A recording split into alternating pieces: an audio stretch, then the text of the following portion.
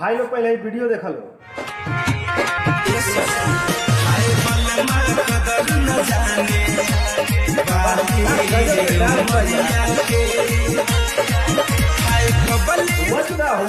एकदम दूर द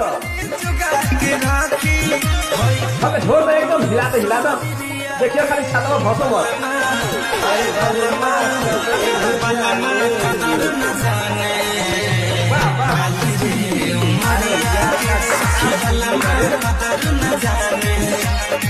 भाई वीडियो कैसा लागल यार, एकदम सही सही कमेंट करके बताइए लो। हमके तो बहुत पसंद लागल। कहे से ना जितना छिनार बारी सन ओकरी से 200 गुना ज्यादा अच्छा ये वीडियो बावे।